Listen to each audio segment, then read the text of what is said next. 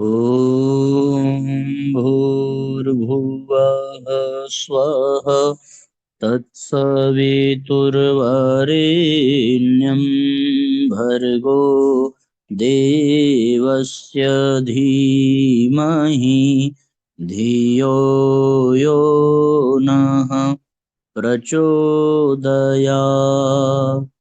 ॐ चैतन्यं शाश्वतं शान्तं व्योमातीतं निरञ्जनं नादबिन्दुसमानीतं तस्मै श्रीगुरुवे नमः। ॐ सद्गुरुचरण कमलेभ्यो नमः। वन्दे भगवतीं देवीं श्रीरामञ्च जगद्गुरुं पादपद्मे तयोः श्रुत्वा प्रणमामि मुहुर्मुहुः। परम पूज्य गुरुदेव एवं स्नेह सलीला परम वंदनीय माता जी के दिव्य संरक्षण में विराजमान ऑनलाइन दैनिक स्वाध्याय के आज के सत्र में आप सभी आत्मीय बंधुओं का बहुत बहुत स्वागत, बहुत बहुत अभिनंदन है साथियों। आइए भावपूर्वक आज के सत्र का हम सभी शुभारंभ करते हैं। सभी परिजन शीघ्रता पूर्वक जुड़ें और आज के लिंक को अधिक से अधिक शेयर जरूर करें, जिससे कि सभी तक हम परम पूज्य गुरुदेव के विचारों को पहुंचा सकें। साथियों, हम लोग उपासना के दो चरण जप और ध्यान, इन दो बिंदुओं पर चर्चा कर रहे हैं। जप के ज्ञान विज्ञान पर हम लोगों ने कल चर्चा प्रारंभ की थी, आज उसका शेष भाग पूर्ण करेंगे। तो हम लोगों ने कल ये जाना था कि जप वास्तव में भगवान को पुकारने का एक साधन है। जिस प्रकार से गज ने परमात्मा को पुकारा था, जिस प्रकार से द्रौपदी ने परमात्मा को पुकारा था, तो वैसे अपने इष्ट को, अपने आराध्य को पुकारने का और उसको पुकारने के लिए जिन शब्दों का प्रयोग किया जाता है, वो शब्द का गुंथन ही मंत्र बन जाता है। फिर हम लोगों ने ये जाना कि मंत्रों में सर्वोपरि सर्वविदित सर्वश्रेष्ठ मंत्र गायत्री मंत्र है। इसको गुरु मंत्र कहा गया है।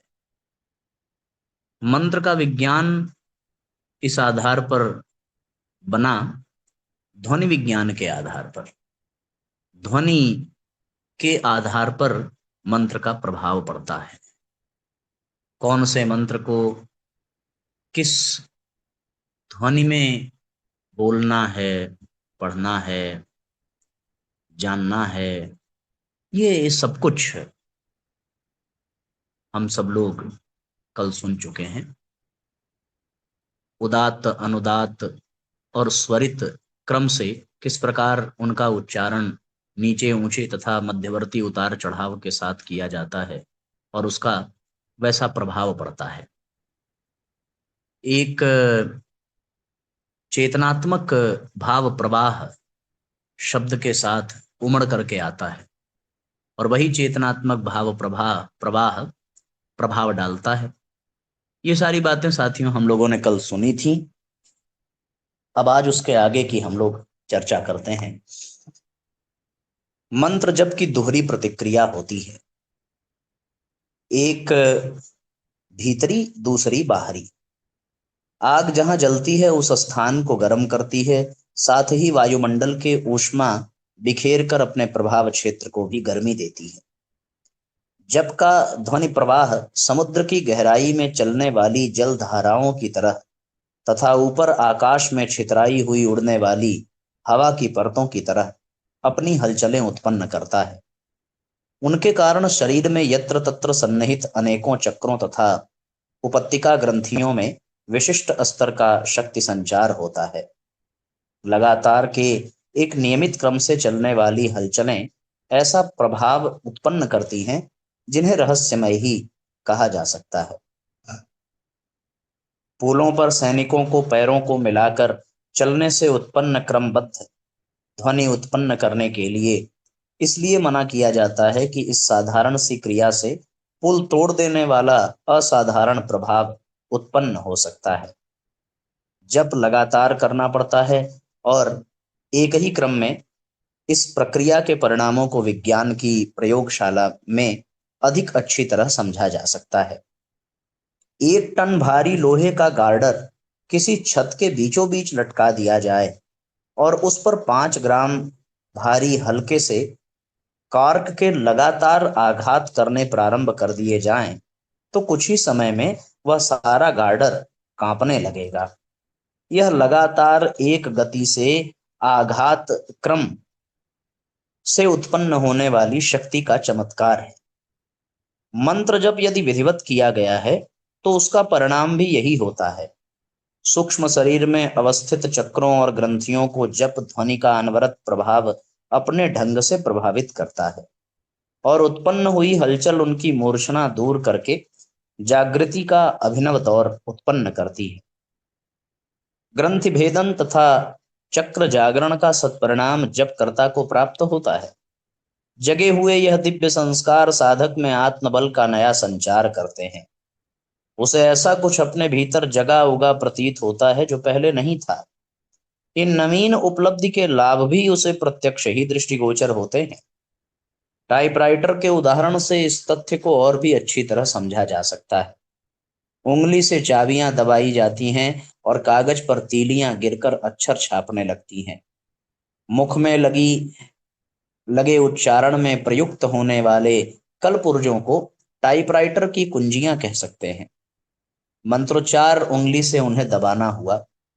यहां से उत्पन्न शक्ति प्रवाह नाड़ी तंतुओं की तीलियों के सहारे सूक्ष्म चक्रों और दिव्य ग्रंथियों तक पहुंचता है और उन्हें झकझोर कर जगाने खड़ा करने में संलग्न होता है।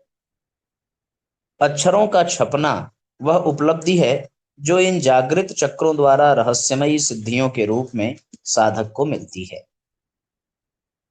यह एक सुनिश्चित तथ्य है कि यदि जप योग को विधिवत साधा गया होगा तो उसका सत्परिणाम उत्पन्न होगा ही। पुलों पर से होकर गुजरती हुई सेना को पैर मिलाकर चलने पर ध्वनि प्रवाह उत्पन्न करने की मनाही कर दी जाती है। पुलों पर से गुजरते समय वे बिखरे हुए स्वच्छंदतापूर्ण कदम बढ़ाते हैं। कारण ये है कि लेफ्ट राइट के ठीक क्रम से तालबद्ध पैर पड़ने से जो एकीभूत शक्ति उत्पन्न होती है, उसकी अद्भुत शक्ति के प्रहार से मजबूत पुलों में दरार पड़ सकती है और भारी नुकसान हो सकता है। मंत्र जप के क्रमबद्ध उच्चारण से उसी प्रकार का ताल क्रम उत्पन्न होता है और उसके फलस्वरूप शरीर के अंतः संस्थानों में विशिष्ट हलचल उत्पन्न होती है। यह हलचलें उन अलौकिक शक्तियों की मूर्छना दूर करती हैं जो जागृत होने पर सामान्य मनुष्य को असामान्य चमत्कारों से संपन्न सिद्ध कर सकती है। हाथों को लगातार थोड़ी देर तक घिसा जाए तो वे गर्म हो जाते हैं। रगड़ से गर्मी और बिजली पैदा होती है। यह नियम विज्ञान की प्रथम कक्षा में पढ़ने वाले छात्र भी जानते हैं। जप में अनवरत उच्चारण क्रम एक प्रकार का घर्षण उत्पन्न करता है। पत्थर पर रस्सी की रगड़ पड़ने से घिसाव के निशान बन जाते हैं। श्वास के आवागमन तथा रक्त की भाग दौड़ से शरीर में गर्मी उत्पन्न होती है और उसी पर जीवन अवलंबित रहता है। डायनमो में पहिया घूमने से बिजली उत्पन्न होने की बात सभी जानते हैं। जप करने में जो घर्षण प्रक्रिया गतिशील होती है, वह दौड़ लगाने पर शरीर के उत्तेजित हो जाने की तरह सूक्ष्म शरीर में उत्तेजना पैदा करती है और उस गर्मी से मूर्छित पड़ा अंतर जगत नए जागरण का अनुभव करता है। यह जागरण मात्र उत्तेजना नहीं होती, उसके साथ साथ दिव्य उपलब्धियों की संभावना भी जुड़ी रहती है। ध्वनियां उतनी ही नहीं है जितनी कि कानों से सुनाई पड़ती हैं। कान तो एक निश्चित स्तर के ध्वनि कंपनों को ही सुन पाते हैं। उनकी पकड़ से ऊंचे और नीचे कंपनों वाले भी असंख्य ध्वनि प्रवाह होते हैं जिन्हें मनुष्य के कान तो सुन नहीं सकते, पर उनके प्रभावों को उपकरणों की सहायता से प्रत्यक्ष देखा जाना जा सकता है। इन्हें सुपरसोनिक ध्वनि तरंगे कहते हैं। मनुष्य की ग्रहण और धारण शक्ति सीमित है। वह अपनी दुबली सी क्षमता के लिए उपयुक्त शब्द प्रवाह ही पकड़ सकते। इसी स्तर के कानों की झिल्ली बनी है किंतु यह संसार तो शक्ति का अथाह सागर है और इसमें ज्वार भाटे की तरह श्रवणातीत ध्वनियां गतिशील रहती हैं। अच्छा ही हुआ कि मनुष्य की ग्रहण शक्ति सीमित है और वह अपने सीमित प्रवाह ही ले पाता है। अन्यथा यदि श्रवणातीत ध्वनियां भी उसे प्रभावित कर सकती तो जीवन धारण ही संभव न हो पाता। शब्द की गति साधारणतया बहुत धीमी है। वह मात्र कुछ 100 फीट प्रति सेकंड की आवाज पीछे सुनाई देती है। जहां दृश्य और श्रव्य का समावेश हो वहां हर जगह ऐसा ही होगा।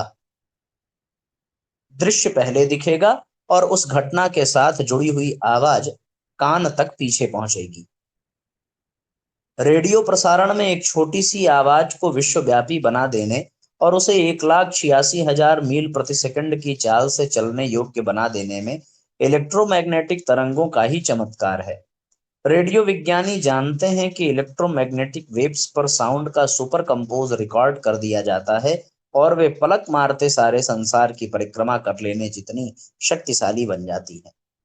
इलेक्ट्रोमैग्नेटिक तरंगों की शक्ति से ही अंतरिक्ष में भेजे गए रॉकेटों की उड़ान को धरती पर से नियंत्रित करने, उन्हें दिशा और संकेत देने, यांत्रिक खराबी दूर करने का प्रयोजन पूरा किया जाता है। वे लेजर स्तर की बनती हैं तो शक्ति का ठिकाना नहीं रहता। 1 फुट मोटी लोहे की चद्दर में सुराख कर देना उनके बाएं हाथ का खेल है। पतली वे इतनी होती हैं कि आंखों की पुतली के लाखवें हिस्से में खराबी होने मात्र उतने ही टुकड़े का निर्धारित गहराई तक ही सीमित रहने वाला सफल ऑपरेशन कर देती हैं। अब इन किरणों का उपयोग चिकित्सा क्षेत्र में भी बहुत होने लगा है। कैंसर, अंत्रशोथ, यकृत की विकृति, गुर्दे की सूजन, हृदय की जकड़न जैसी बीमारियों की चिकित्सा में इनका सफल उपयोग हो रहा है। सुपरसोनिक श्रवणातीत तरंगों का जप प्रक्रिया के द्वारा उत्पादन और समन्वय होता है। जप के समय उच्चारण किए गए शब्द आत्मनिष्ठा, श्रद्धा एवं संकल्प शक्ति का समन्वय होने से वही क्रिया संपन्न होती है जो रेडियो स्टेशन पर बोले गए शब्द विशिष्ट विद्युत शक्ति के साथ मिलकर अत्यंत शक्तिशाली हो उठते हैं और पलक मारते ही समस्त भूमंडल में अपना उद्देश्य प्रसारित कर देते हैं। जप प्रक्रिया में एक विशेषता ये है कि उससे न केवल समस्त संसार का वातावरण प्रभावित होता है वरन साधक का व्यक्तित्व भी झंझनाने, जगमगाने लगता है। जबकि रेडियो स्टेशन से प्रसारण तो होता है पर कोई स्थानीय विलक्षणता दिखाई नहीं पड़ती। लेजर रेडियम किरणें फेंकने वाले यंत्रों में कोई निजी प्रभाव नहीं देखा जाता। वे उन स्थानों को ही प्रभावित करते हैं जहां उनका आघात लगता है। जप क्रिया में साधक को और वातावरण को प्रभावित करने की वह दोहरी शक्ति है जो नव वैज्ञानिकों के सामान्य यंत्र उपकरणों में नहीं पाई जाती। जब सामान्य रूप से उपांशु किया जाता है जिसमें गायत्री मंत्र का प्रयोग किया जाता है। जप का एक और महत्वपूर्ण प्रयोग सोहम साधना के रूप में होता है जिसमें किसी मंत्र का सीधा प्रयोग नहीं होता। इसमें जप के साथ प्राण विद्या का प्रयोग किया जाता है। सोहम साधना को अजपा जाप अथवा प्राण गायत्री भी कहा जाता है। मान्यता है कि श्वास के शरीर में प्रवेश करते समय स जैसी, सांस रुकने से तनिक के विराम समय में ई जैसी और बाहर निकलते समय हम जैसी अत्यंत सूक्ष्म ध्वनि होती रहती है। इसे श्वास क्रिया पर चिरकाल तक ध्यान केंद्रित करने की साधना द्वारा सूक्ष्म कर्णेंद्रिय द्वारा सुना जा सकता है। चूंकि ध्वनि सूक्ष्म है, स्थूल नहीं, इसलिए उसे अपने छेद वाले कानों से नहीं, सूक्ष्म शरीर में रहने वाली सूक्ष्म कर्णेंद्रिय द्वारा शब्द तन्मात्रा के रूप में ही सुना जा सकता है। कोई खुले कानों से इन शब्दों का सुनने का प्रयत्न करेगा तो उसे कभी भी सफलता न मिलेगी। नाद योग में मात्र सूक्ष्म कर्णेंद्रिय द्वारा शंख, घड़ियाल, बादल, झरना, वीणा जैसे कितने ही दिव्य शब्द सुने जाते हैं, किंतु हंस योग में नासिका एवं कर्णेंद्रिय के समन्वित सूक्ष्म शक्ति का दोहरा लाभ मिलता है। सोहम को अनाहत शब्द कहा गया है। आहत वे हैं जो कहीं कोई चोट लगने से उत्पन्न होते हैं। अनाहत वे हैं जो बिना किसी अभ्यास आघात से के उत्पन्न होते हैं। नाद योग में जो दिव्य ध्वनियां सुनी जाती हैं और उनके बारे में दो मान्यताएं हैं। एक ये है कि प्रकृति के अंतराल सागर में 5 तत्वों और सतरजतम यह 3 गुणों की जो उथल पुथल मचती रहती है, यह उनकी प्रतिक्रिया है। दूसरे यह माना जाता है कि शरीर के भीतर जो रक्त संचार, आकुंचन प्रकुंचन, श्वास प्रश्वास जैसी क्रियाएं अनवरत रूप से होती रहती हैं, यह शब्द उन हलचलों से उत्पन्न होते हैं, अस्तु यह आहत हैं। नादयोग को भी कई जगह अनाहत कहा गया है, पर आम मान्यता यही है कि वे आहत हैं। मुख से जो शब्द उत्पन्न होते हैं वे भी ओठ, जीभ, कंठ, तालु आदि अवयवों की मांसपेशियों की उठक पटक से उत्पन्न होते हैं, अस्तु जप भी आहत है। आहत से अनाहत का महत्व अधिक माना गया है। अनाहत ब्रह्म चेतना द्वारा निश्चित और आहत प्रकृतिगत हलचलों से उत्पन्न होते हैं, अस्तु उनका महत्व भी ब्रह्म और प्रकृति की तुलना जैसा ही न्यूनाधिक है। तत्वदर्शियों का मत है कि जीवात्मा के गहन अंतराल में उसकी आत्मबोध प्रज्ञा स्वयमेव जगी रहती है और उसी की स्फुरणा से सोहिम का आत्मबोध अजपा जप बनकर स्वसंचालित बना रहता है। संस्कृत भाषा में सधन अहम शब्दों से मिलकर सोहम का आविर्भाव माना जाता है। यहाँ व्याकरण शास्त्र की संधि प्रक्रिया के झंझट में पड़ने की आवश्यकता नहीं है। जो सनातन ध्वनियां चल रही हैं वे व्याकरण शास्त्र के अनुकूल हैं या नहीं, यह सोचना व्यर्थ है। देखना इतना भर है कि इस सनातन शब्द संचार का क्या भाव बैठता है। सो अर्थात वह, अहम अर्थात मैं, दोनों का मिला जुला निष्कर्ष निकलाद्य वह मैं हूं। वह अर्थात परमात्मा, मैं अर्थात जीवात्मा, दोनों का समन्वय एक ही भाव सोहम।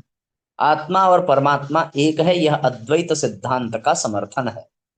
तत्त्वमसि अयमात्मा ब्रह्म शिवोहम सच्चिदानंदोहम शुद्धोषि बुद्धोषि निरंजनोषि जैसे वाक्यों में इसी दर्शन का प्रतिपादन है। उनमें जीव और ब्रह्म की तात्विक एकता का प्रतिपादन है। सोहम उपासना के निमित्त किए गए प्राणायाम में इसी अविज्ञात तथ्य को प्रत्यक्ष करने का, को प्रसुप्त को जगाने का प्रयत्न किया जाता है। जीव अपने आप को शरीर मान बैठा है, उसी की सुविधा और प्रसन्नता की बात सोचता है, उसी के लाभ प्रयत्नों में संलग्न रहता है। काया के साथ जुड़े हुए व्यक्ति और पदार्थ ही उसे अपने लगते हैं और उसी सीमित संबंध क्षेत्र तक ममत्व को सीमित करके अन्य सबको पराया समझता रहता है। अपनों के लाभ के लिए परायों को हानि पहुंचाने में उसे संकोच नहीं होता। यही है माया मग्न भवबंधनों में जकड़े हुए मोहग्रस्त जीव की स्थिति। इसी में बंधे रहने के कारण उसे स्वार्थ के, व्यर्थ के, अनर्थ के कामों में संलग्न रहना पड़ता है। यही स्थिति प्राणी को अनेक आदि व्याधियों में उलझाती और शोक संताप के गर्त में धकेलती। इससे बचा उबरा जाए, इस समस्या को हल करने के लिए आत्मज्ञान एवं साधना विज्ञान का ढांचा खड़ा किया गया। सोहम का सद्ज्ञान तत्वज्ञान ब्रह्मज्ञान कहा गया है। इससे आत्मा को अपनी वास्तविक स्थिति समझने, अनुभव करने का संकेत मिलता है। वह परमात्मा मैं ही हूं, इस तत्व ज्ञान में माया मुक्ति स्थिति की शर्त जुड़ी हुई है। नरकीट, नरपशु और नरपिशाच जैसी निकृष्ट परिस्थितियों में घिरी अहमता के लिए इस पुनीत शब्द का प्रयोग नहीं हो सकता। ऐसे तो रावण, कंस, हिरण्यकश्यप जैसे अहंकार ग्रस्त आतताई ही लोगों के मुख से अपने को ईश्वर कहलाने के लिए बाधित करते थे। अहंकार उन्मत्त मन स्थिति में वे अपने को वैसा समझते भी थे, पर इससे बना क्या, उनका अहंकार ही ले डूबा। सोहम साधना में पंच तत्वों और तीन गुणों से बने घिरे शरीर को ईश्वर मानने के लिए नहीं कहा गया है। ऐसी मान्यता तो उल्टा अहंकार को जन्म देगी और उत्थान के स्थान पर पतन का नया कारण बनेगी। यह दिव्य संकेत आत्मा के शुद्ध स्वरूप का विवेचन है। वह वस्तुतः ईश्वर का अंश है। समुद्र और लहरों की, सूर्य और किरणों की, मटाकाश और घटाकाश की, ब्रह्मांड और पिंड की, आग और चिंगारी की उपमा देकर परमात्मा और आत्मा की एकता का प्रतिपादन करते हुए मनीषियों ने यही कहा है कि मल आवरण विक्षेपों से, कषाय कल्मोशों से मुक्त हुआ जीव वस्तुतः ब्रह्म ही है। जीवो ब्रह्मैव नापरः। दोनों की एकता में व्यवधान मात्र अज्ञान का है।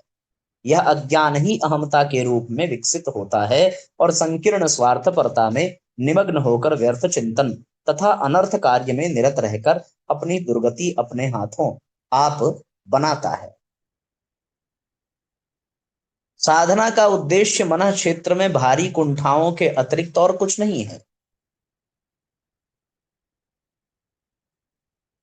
सर्वतोमुखी निर्मलता का अभिवर्धन ही ईश्वर प्राप्ति की दिशा में बढ़ने वाला महान प्रयास माना गया है।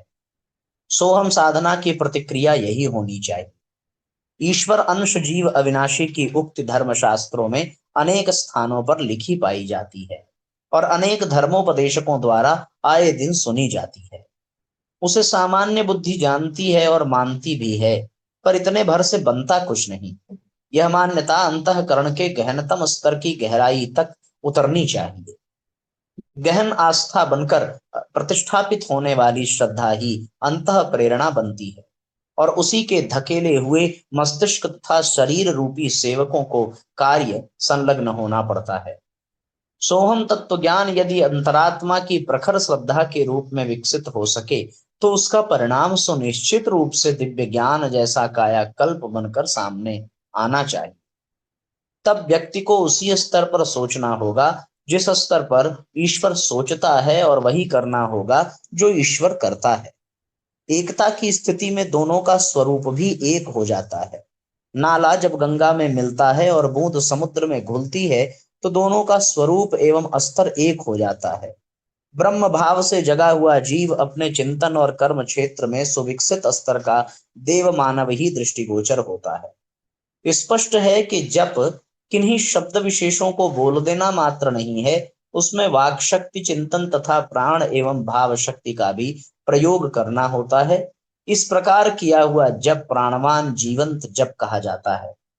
उपासना के इस महत्वपूर्ण अंग को अपनाकर उसका समुचित लाभ निश्चित रूप से उठाया जा सकता है। इस तरीके से साथियों हम लोगों ने जप के पूरे विज्ञान को देखा।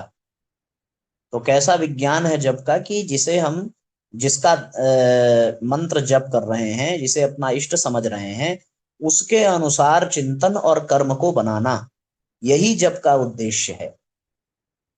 हम वो करें जो उसे पसंद हो, हम वो सोचें जिसका वो समर्थन करे, इस तरीके से, या जो वो करते हो वही हम करें, जो वो सोच रहे हैं वही हम सोचें। राम नाम जपने वाला राम जैसा कृत्य और राम जैसा चिंतन रखे।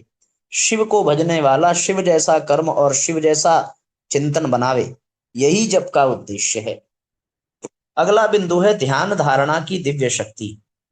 ध्यान एक ऐसी विद्या है जिसकी आवश्यकता हमें लौकिक जीवन में भी पड़ती है और आध्यात्मिक अलौकिक क्षेत्र में भी उसका उपयोग किया जाता है। ध्यान को जितना सशक्त बनाया जा सके उतना ही वह किसी भी क्षेत्र में उपयोगी सिद्ध हो सकता है।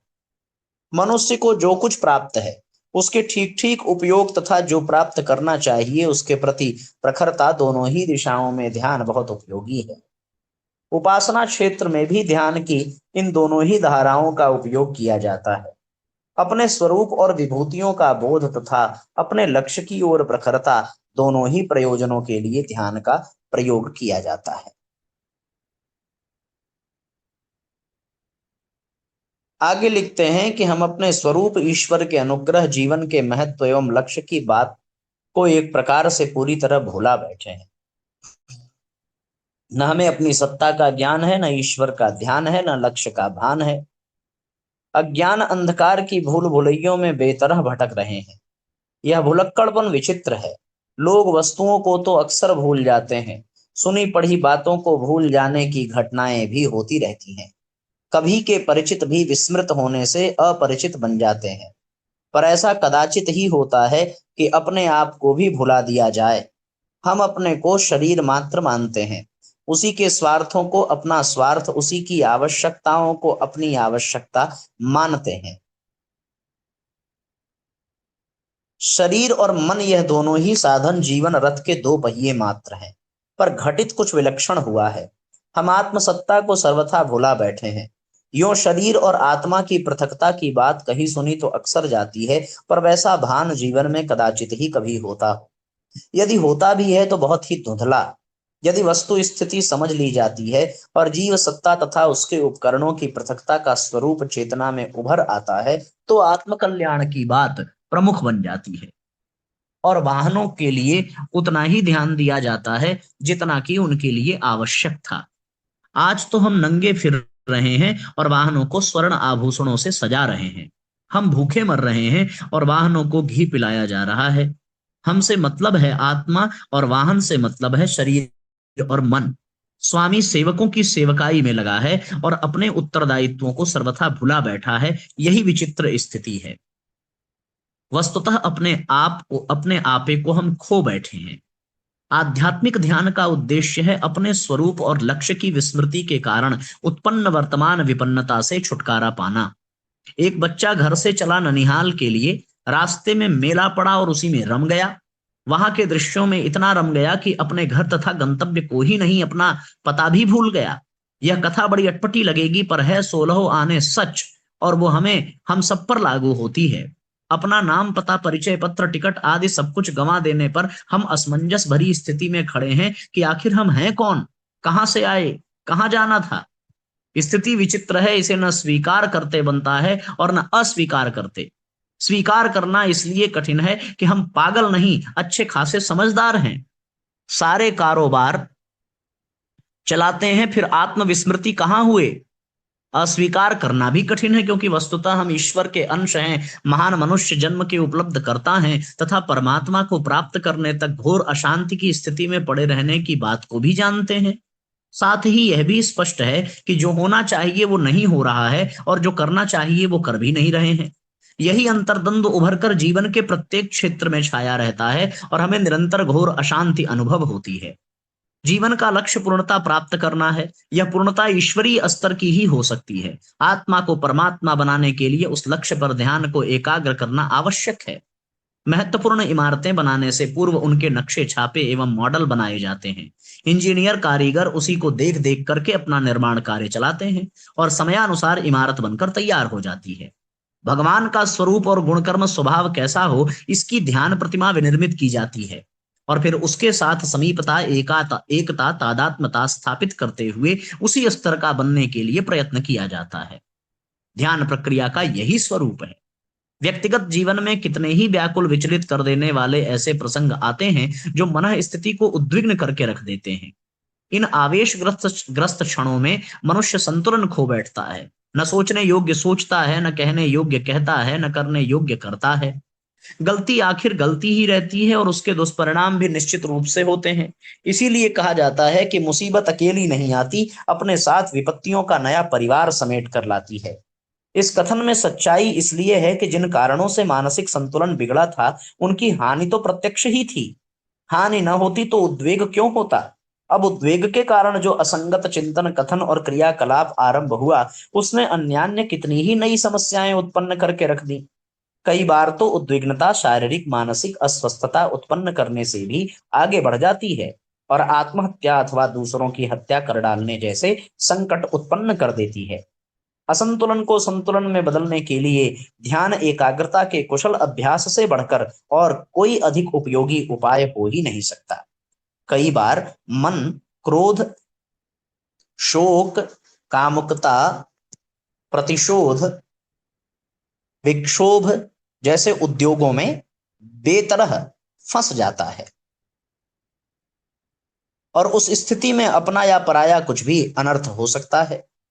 उद्विग्नताओं में घिरा हुआ मन कुछ समय में सनकी या विक्षिप्त स्तर का बन जाता है। सही निर्णय कर सकना और वस्तु स्थिति को समझ सकना उसके बस से बाहर की बात हो जाती है। इन विक्षोभों से मस्तिष्क को कैसे उबारा जाए और कैसे उसे संतुलित स्थिति में रहने का अभ्यस्त कराया जाए, इसका समाधान ध्यान साधना में जुड़ा हुआ है। मन को अमुक चिंतन प्रवाह से हटाकर अमुक दिशा में नियोजित करने की प्रक्रिया ही ध्यान कहलाती है। इसका प्रारंभ भटकाव के स्वेच्छाचार से मन को हटाकर एक नियत निर्धारित दिशा में लगाने के अभ्यास से आरंभ होता है। इष्ट देव पर अथवा अमुक स्थिति पर ध्यान को नियोजित कर देने का अभ्यास ही तो ध्यान में करना पड़ता है। मन पर अंकुश पाने, उसका प्रवाह रोकने में सफलता प्राप्त कर लेना ही ध्यान की सफलता है। यह स्थिति आने पर कामुकता, शोक, संतप्तता, क्रोधांधता, आतुरता, ललक, लिप्सा जैसे आवेशों पर काबू पाया जा सकता है। मस्तिष्क को इन उद्वेगों से रोककर किसी उपयोगी चिंतन में मोड़ा मरोड़ा जा सकता है। कहते हैं कि अपने को वश में कर लेने वाला सारे संसार को वश में कर लेता है। आत्मनियंत्रण की यह स्थिति प्राप्त करने के लिए ध्यान साधना से बढ़कर और दूसरा कोई उपाय नहीं है। इसका लाभ आत्मिक और भौतिक दोनों ही क्षेत्रों में समान रूप से मिलता है। अभिष्ट प्रयोजनों में पूरी तन्मयता, तत्परता नियोजित करने से ही किसी कार्य का स्तर ऊंचा उठता है, सफलता का सही मार्ग मिलता है और बढ़ी चढ़ी उपलब्धियां पाने का अवसर मिलता है। आत्मिक क्षेत्र में भी यही तन्मयता प्रसुप्त शक्तियों के जागरण से लेकर ईश्वर प्राप्ति तक का महत्वपूर्ण माध्यम बनती है। ध्यान योग का उद्देश्य अपनी मूलभूत स्थिति के बारे में, अपने स्वरूप के बारे में सोच विचार कर सकने योग्य स्मृति को वापस लौटाना है। यदि किसी प्रकार वह वापस लौट सके तो लंबा सपना देखकर डरे हुए व्यक्ति जैसी अंतः स्थिति हुए बिना नहीं रह सकती। तब प्रतीत होगा कि मेले में खोए हुए बच्चे से आत्मविस्मृति मानसिक रोगियों से अपनी स्थिति भिन्न नहीं रही है। इस व्यथा से ग्रसित लोग स्वयं घाटे में रहते हैं और अपने संबंधियों को दुखी करते हैं। हम आत्मबोध को खोकर भेड़ों के झुंड में रहने वाले सिंह की तरह दयनीय स्तर का जीवन यापन कर रहे हैं और अपनी माता परम सत्ता को कष्ट दे रहे हैं, रुष्ट कर रहे हैं। तो साथियों, ये ध्यान का व्यवहारिक स्वरूप हम सबके सामने पूज्य गुरुदेव की कृपा से प्राप्त हो रहा है। तो आज के लिए इतना ही हम लोग पढ़ेंगे और कल बचे हुए अंश को पढ़ा और समझा जाएगा। आइए गायत्री मंत्र हमारे साथ साथ बोल करके आज के सत्र को विस्मरण करें, आज के सत्र को विश्राम दें। ओम भूर्भुवः स्वः तत्सवितुर्वरेण्यं भर्गो देवस्य धीमहि धियो यो नः प्रचोदयात्। सभी आत्मीय बंधुओं को बहुत बहुत प्रणाम। सबका मंगल हो साथियों। कल हम लोग ठीक समय पर फिर से स्वाध्याय में जुड़ेंगे। आज के लिए इतना ही। जय राम जी की शुभ रात्रि।